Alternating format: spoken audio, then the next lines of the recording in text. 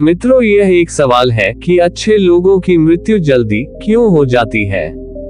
अक्सर ये देखा जाता है कि अच्छे से और धर्म से चलने वाले लोगों की मृत्यु अक्सर जल्दी ही हो जाती है।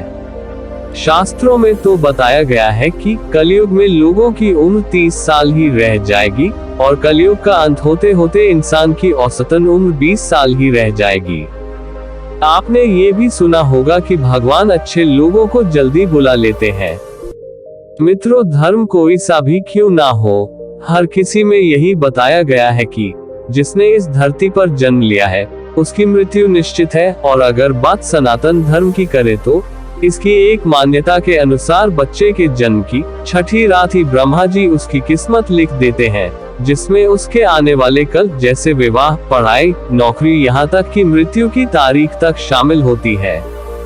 ये निर्णय तो भगवान ही करते हैं कि किसकी उम्र कितनी है। आपने ये कहावत भी जरूर सुनी होगी कि जितनी चाबी भरी राम ने उतना चले खिलौना। दोस्तों, इस कहावत में साफ है कि किसकी मृत्यु कब होनी है ये तो भगवान ही तय करते हैं। वैसे तो अच्छे लोगों की मृत्यु जल्दी हो जाने के पीछे कई कारण हैं, लेकिन पहला कारण समझने के लिए आपको ये जानना होगा कि हम जो कुछ भी इस जन्म में करते हैं उसका जवाब हमें ऊपर यमराज को देना होता है। अगर उसके पाप का पलड़ा भारी होता है तो उसे नरक में यातनाएं काटनी पड़ती हैं, और अगर पुण्य का पलड़ा भारी हो तो उसे स्वर्ग का सुख मिलता है। और यही चक्र कई युगों तक चलता रहता है जब तक उसे मोक्ष की प्राप्ति नहीं हो जाती। इस मृत्यु लोक में हर कोई अपने किए की सजा ही भुगतने के लिए आता है। अब यही पुण्य आपकी मृत्यु की तारीख को भी बदल देते हैं। जिस तरह से एक जज जेल में रहने वाले कैदी के व्यवहार को देख उसकी सजा कम कर देता है, ठीक उसी तरह भगवान भी देखते हैं कि इंसान मृत्युलोक में जाने के बाद अच्छे कर्म कर रहा है और उसे अपने किए की सजा मिल चुकी है। और जब उन्हें लगता है कि अब उसे मृत्युलोक में नहीं रहना चाहिए, तब वो उसे बुला लेते हैं। हिंदू धर्म में मान्यता है कि भगवान हर अच्छे आदमी को किसी न किसी उद्देश्य के साथ ही इसे मृत्युलोक में भेजते हैं, और भगवान का अपना अवतार उन्हीं उद्देश्यों में शामिल है। इसीलिए जब वो उद्देश्य जल्दी पूरे हो जाते हैं तब भगवान उन्हें वापस बुला लेते हैं। अर्थात अच्छे लोगों की मृत्यु उनके अच्छे कर्मों पर ही निर्भर करती है। इसके अलावा आपको ये भी बता दूं कि जो लोग ये कहते हैं कि मरने के बाद इंसान खाली हाथ जाता है, उन्हें ये जान लेना चाहिए कि 3 चीजें ऐसी हैं जो मरने के बाद भी उसके साथ जाती हैं। एक है संचित कर्म, दूसरा है स्मृति और तीसरी है जागृति। इसीलिए आप अब किसी से ये मत कहना कि आप खाली हाथ आए थे और खाली हाथ जाएंगे। क्या आपने कभी एकांत में ये सोचा है कि आपको यह मानव जीवन क्यों मिला है? तो दोस्तों, महाभारत में युधिष्ठिर महाराज के एक प्रश्न के उत्तर में भीष्म पितामह ने कहा था कि मनुष्य से बका कोई भी जीव नहीं है।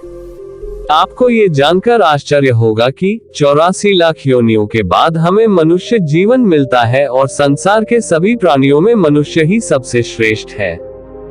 इसकी वजह है मनुष्य में सत्य एवं असत्य का विवेक कराने वाली हमारी बुद्धि का होना।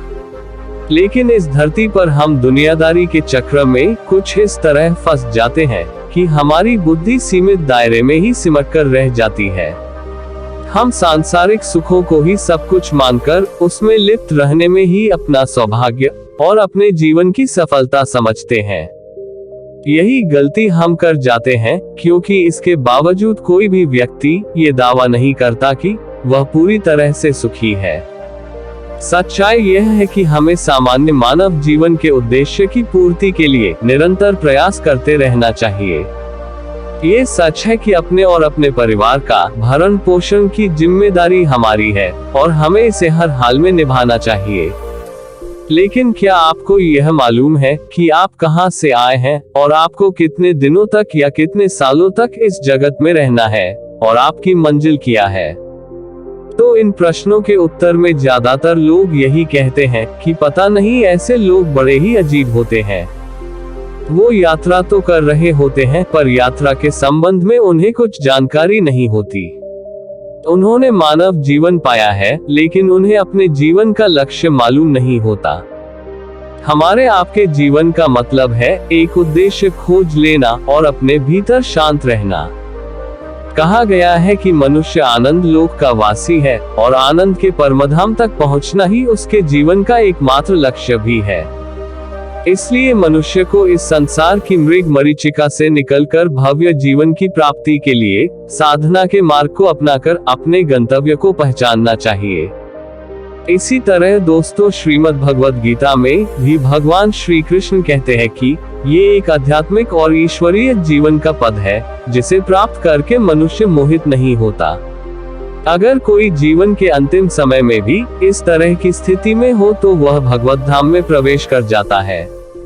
मनुष्य कृष्ण भावनामृत या दिव्य जीवन को एक क्षण में तुरंत प्राप्त कर सकता है, और हो सकता है कि उसे लाखों जन्मों के बाद भी ये प्राप्त न हो। दोस्तों, ये तो सत्य को समझने और स्वीकार करने की बात है। भगवत गीता कहती है कि वास्तविक जीवन का शुभारंभ इस बौद्धिक जीवन के पूरे होने पर होता है। दोस्तों, इन सभी बातों से ये तो स्पष्ट होता है कि हम सभी एक निश्चित समय के लिए धरती लोक पर आते हैं और कुछ विशेष कर्मों को करने के लिए आते हैं। जब हमारे कर्म पूरे हो जाते हैं और इस जीवन के लक्ष्य प्राप्त हो जाते हैं, तो प्रभु हमें परलोक में एक सहज जगह प्रदान करते हैं। भगवान कृष्ण और अन्य कहते हैं कि वास्तविक जीवन तब शुरू होता है जब ये भौतिक जीवन समाप्त हो जाता है। मित्रों, जो लोग सदाचारी होते हैं और जीवन में अच्छे कर्म किए होते हैं, वे वास्तव में विशेष होते हैं।